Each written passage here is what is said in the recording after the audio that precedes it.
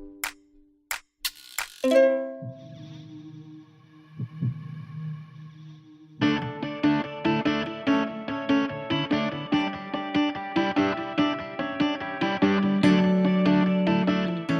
going to try to give you a sense of what this disruption, what this digital disruption really means. And I was talking to Jerry last night. The word digital is a little bit like the old E word that we used to use for e-learning and e-everything back in the 2000s. It's becoming a little bit of a buzzword. So I'm going to try to give you some context of what it really means and what it means to the technology industry and a little bit about HR, but mostly about technology. The first thing is, I have this wonderful job right now as part of Deloitte, and I get a chance to meet with clients all over the world and talk to the heads of HR and business leaders. And every single company I talk to, whether it be a retailer, manufacturing, healthcare provider, financial services, it doesn't matter, basically says we're panicking about a business model disruption, a technology disruption, a competitor, somebody that's stepping on our space, and we're not sure what they're going to do. And so some work that Deloitte just did with MIT shows that 75 to 80% of CEOs are worried that something in the digital domain is going to change their business model or their operations. So this is not about efficiency and technology to make things faster. This is about their entire business. The other disruption that's going on is the disruption in the workforce. We happen to live in the United States in a very strange political time, for those of you that follow what's going on over there. I won't make any political comments or Deloitte will yank me off the stage, but I will say that there is a change of ethos going on in the way people think about their jobs and what their jobs mean to them and what their relationship to you is.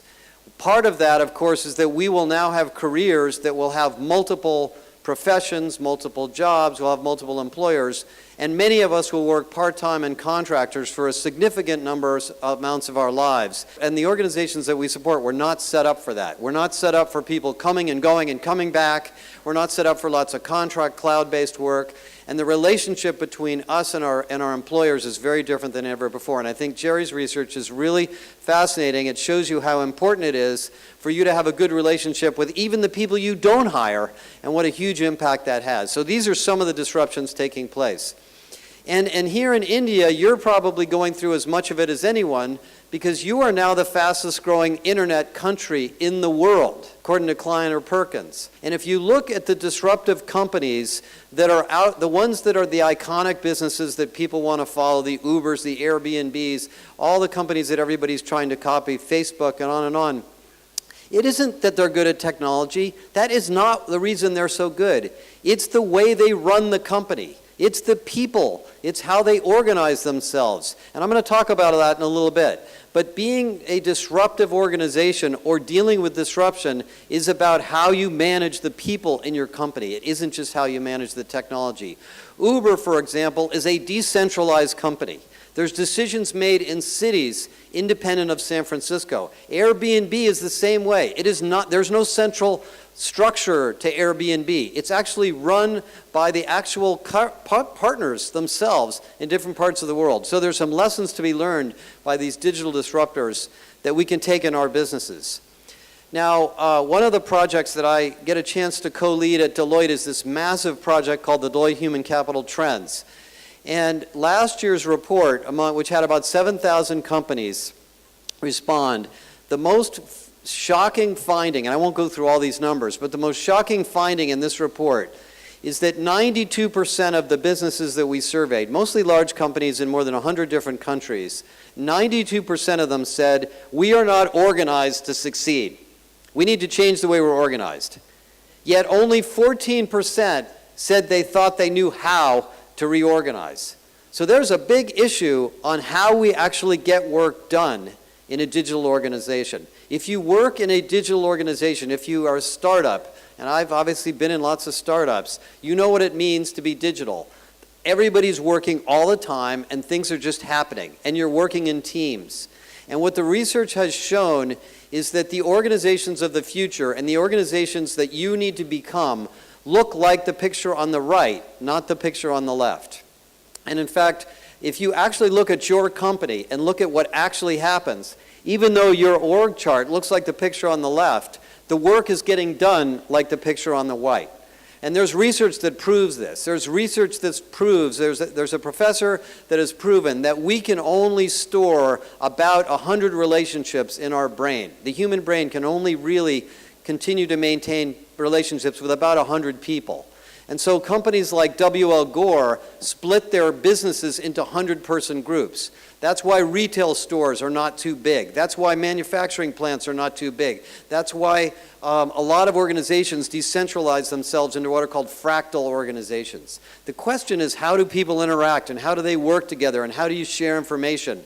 And what we've really learned is that's all about culture and shared values and communication technology and systems and people moving between the teams. The problem with this, from the standpoint of HR, and by the way, I've run through this research now with at least 50 companies, and every time I go through it, people go, yes, yes, yes, that is the way we operate.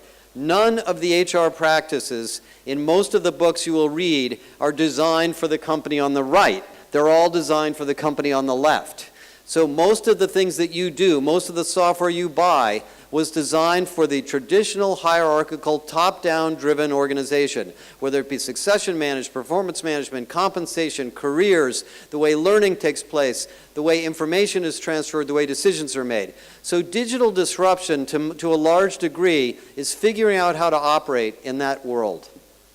One of the things that we've found from that research is that critical to that type of an organization is this idea of employee engagement. Now, employee engagement's a very old term, and it's got a little bit of baggage, and I don't want to spend a lot of time on it, but let me tell you what we've learned about it. If you look at the engagement of an organization by a net promoter score, and if you go to Glassdoor, there's a question that they ask candidates, or they ask employees, would you recommend your company as a place to work?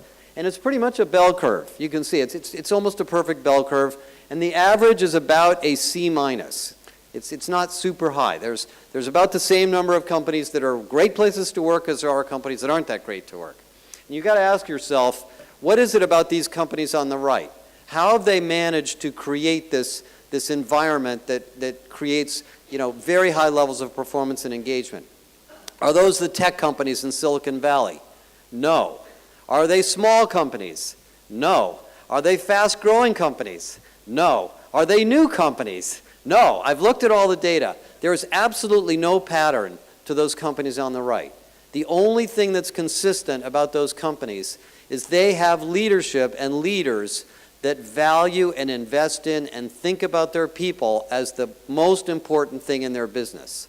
So you can be a high-performing digital organization. You don't have to be Google. You don't have to be Facebook. And I'm getting kind of tired of people copying what all the tech companies do anyway. Being a tech company isn't as much, working for a tech company isn't as much fun as you think it is. You can be an insurance company. You can be a mortgage broker. This is one of the nation's largest mortgage broker in the United States. It's called Quicken Loans. They are one of the best places to work in almost all the ratings. And they're in one of the most boring transactional businesses you could think of, issuing home mortgages. And so you can leverage some of the techniques of taking care of your people and being a highly engaged, highly digital organization yourself. Now, before I get into the impact of this on the technology in HR, let me add one more point. We've done a lot of research over the last 3 years on the impact of technology. And I've been in the technology world for about 35 years. I'm an engineer. I worked for IBM long ago. So I've seen lots of technology come and go. We are now in a stage of technology where my opinion is we have been sold addictive drugs. In fact, I'm a little bit disappointed that we spent 10 minutes of this conference learning how to use Twitter, to be honest. And by the way, these companies that are selling us these tools are very, very good at developing things that are addictive. That's what they do. They call it user engagement, but what they're really trying to do is get you hooked on their thing. And we're spending a lot of time on it. Deloitte did a study last year and found that in the United States, every day, 8 billion, every day in the United States, employees look at their phones 8 billion times, just in the United States. The question is, are we getting anything out of that? The answer is no. We're actually not. And if you look at economic data, and this is actually a really interesting topic about the future of work, which is another speech. I'll give this speech next year if you guys invite me back. This is a very profound challenge to the economists around the world. Economic productivity in this fourth industrial revolution, as it's called, is the lowest it has ever been. When we invented the steam engine, when we invented electricity, we invented indoor plumbing, every one of those inventions resulted in huge improvements in productivity. Since the beginning of the internet and the adoption of technology, productivity has not gone up significantly. And I think one of the reasons for that is we have not figured out how to adapt to all that technology. And I will, as I finish my talk here, I'm going to leave you with the challenge to make that part of your job. So let's talk a little bit about technology. And what has it done to us, and what is it doing to our industry, and what is it doing to HR? Well, my experience with technology, starting, my career before there was I started my career before there were even computers, actually. I used to work for IBM, and there was a steno pool, and people were typing on typewriters. We can't predict what technology will do. When the steam engine was invented, nobody could predict it would result in superhighways. When the telegraph was invented, nobody could have predicted it would result in the internet. When the word processor was invented, nobody could predict that it would result in the PC, this incredible multifunctional tool that we all use all the time. When the iPhone was predicted, could we ever have predicted the number of things we would be doing on these devices? I was down at Reliance on Tuesday, and we were talking about the Geo business, the new digital business they're building, and I said, you know what, I don't even know why we call these things phones anymore. The phone is the least important part of it. I don't even think it is a phone, it's something else. We don't know what the impact of wearable computing will be. We will probably be wearing computing fabric in the fabric of our clothes. I can't tell you what that's going to do. These smart badges, the third thing over there, that's a smart badge that you can buy off the shelf that listens to your voice at work and measures your level of stress while you're in a meeting. And that, I'm not kidding. I'm not joking. And you can use the data from that device to determine if a meeting is poorly managed, which is actually a really good idea. Actually, we've used that in Deloitte, Canada, and they use those devices to decide to reorganize and change the workplace in Deloitte, Canada, to bring more light into the office and change the way the offices were set up because people were unhappy the way the offices were set up. So that's a technology we can't predict. I would say we don't know what virtual reality is going to do, and now we have artificial intelligence. Do you know what the Amazon Echo is? The Amazon Echo listens to your voice at home all the time. By the way, the Amazon Echo is always on. It's listening to everything you're saying all the time. The National Security Agency of the United States is really excited about that. I know that for a fact. I've talked to some people about it. And they can interpret that data, and they can decide what you need to order and recommend things to buy. That technology exists today. And then I have no idea what Pokemon Go is going to do to our lives. Do you? I live in California. You walk down the street in California, and everybody's playing Pokemon Go everywhere you go. I don't get that one. So my point is that we don't know what all this is going to do. We can't assume it's going to make work better. It might just be something that's entertaining, and I think that's maybe a lot of what these things are, is entertainment. Our job in HR is to curate and make sense of that and use it productively in a way that improves the employee experience at work. That is really the most important new mandate you have. So now for the next couple of minutes, let me go through 5 or 6 of the disruptions that I think are very, very clearly taking place in the tech market, and then I'll wrap up with a couple of thoughts. The first is the ERPs. Everybody's been throwing away all their licensed software and buying cloud software from Oracle, SAP, Workday, Cornerstone, whoever it may be. I guess Cornerstone's not really an ERP. And there has been a massive amount of consolidation, talent management software, payroll software, HRMS, all going into these cloud systems. And they're wonderful companies. I know all of them. They're very, very well-run companies. They are very successful. They're making a lot of money. You're paying them a lot of money for their services. They are about to get disrupted. They are becoming, unfortunately, the legacy systems of the future. Now, I'm probably going to get shot by one of those companies for saying this, but they cannot adapt fast enough. So as you can see from the list of things going on in the world of technology, we are now shifting our platforms away from the cloud onto mobile. So the ERPs are going to be shifting with it. Now, if you look at the progression of the talent market, and this is a fairly complicated chart, but you can see where it's gone, there are a whole bunch of new things that people are trying to do with technology today. We're trying to measure engagement. We're trying to measure feedback. We're trying to do performance management in small teams. We're trying to build agile goal management systems. We're trying to do performance management and check-ins that take place every quarter. Those ERP technologies, many of them, were never designed for that. So there's a massive amount of change going on in the technology markets. And I think a lot of these vendors that we saw up earlier today, one of them will be the new success factors. I guarantee it. I don't know which one, but there will be another success factors. There will be another Workday that will come out of one of these small companies. And one of the reasons this has shifted is that the purpose of technology today is not just to automate things we already do on paper. It's to make the work experience better. And the vendors that can figure out how to make the work experience better for your employees are going to be the ones you're going to buy, and those are the ones those are the companies that are going to grow. Those are the companies that are going to have products that your employees are going to use. So that's number one. Number two, new generation of technology. There's I have this really interesting job where everybody who has an HR tech startup on the planet wants to talk to me. And it's really fascinating. I get to talk to most of them. And I can see another brand new breed of software being developed right before our eyes. Tools for constant employee feedback and mood management. Tools for wellness and health and work-life management. Work management tools. New forms of data-driven engagement tools. Tools that monitor the workplace. There's a whole new breed of applications out there being invented by creative people that are going to change what we can do in HR. And this is just a couple of those companies.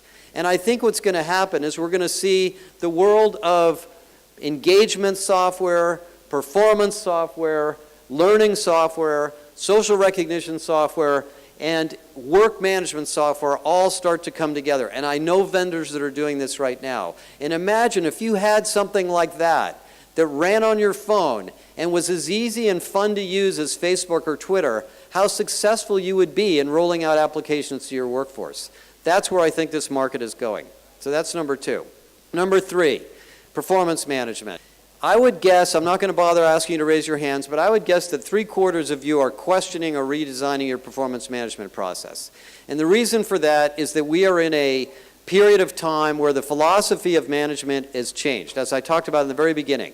We want to build empowered, highly engaged teams. We want to coach and develop them. We want to let them create their own goals. We want to look at their goals and keep them aligned to other people. And we want to give them feedback every quarter, every month, not every year. All of those things are great management principles. You know what? There's no software designed for that.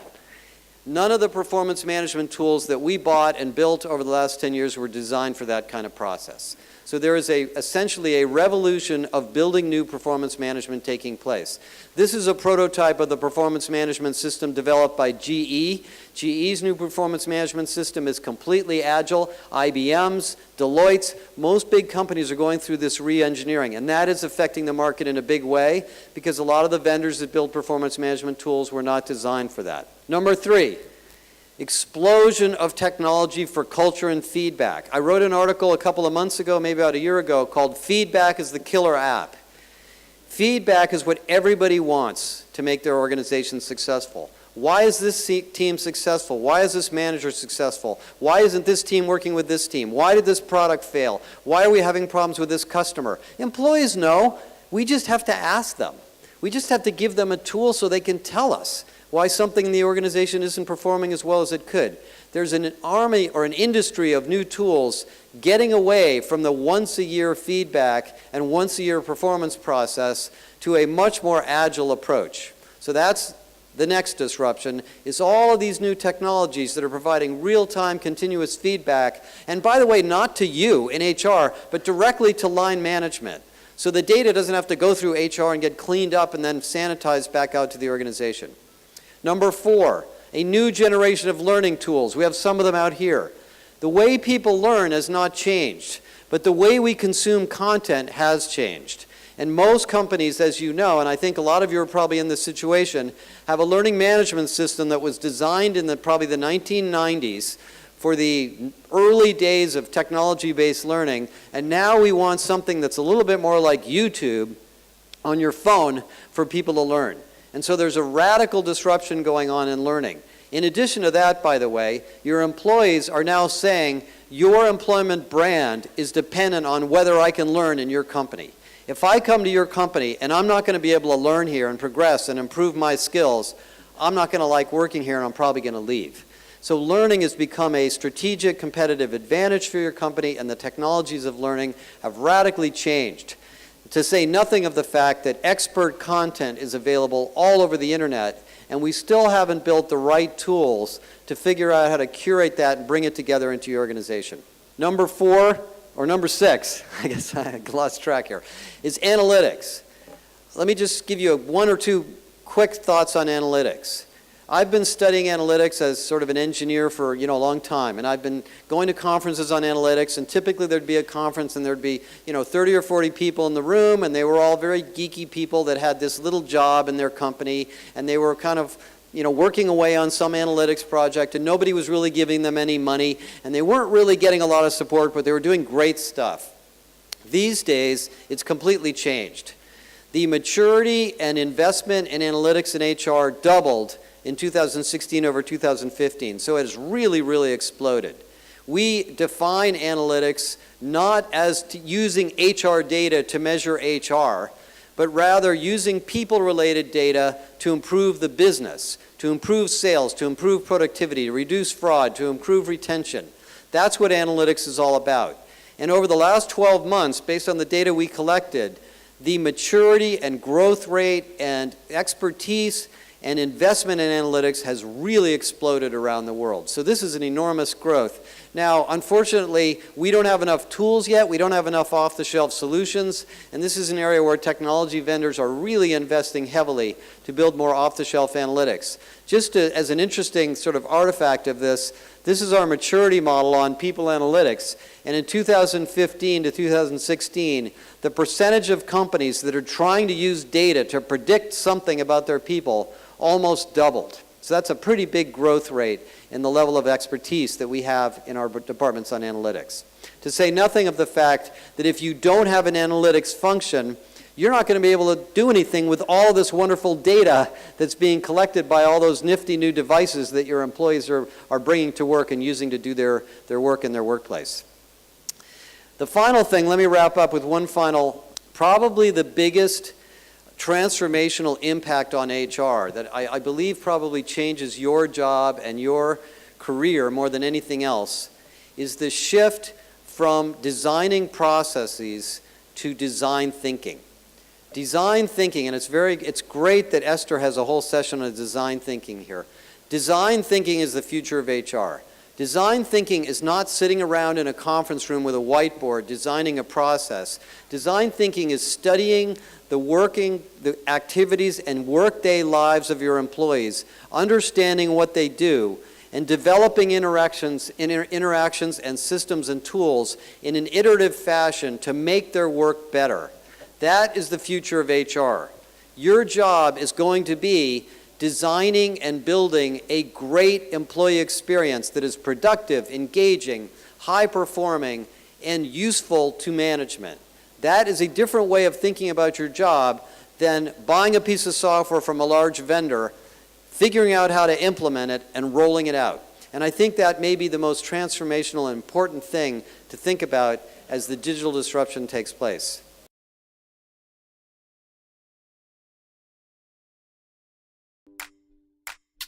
Thank you.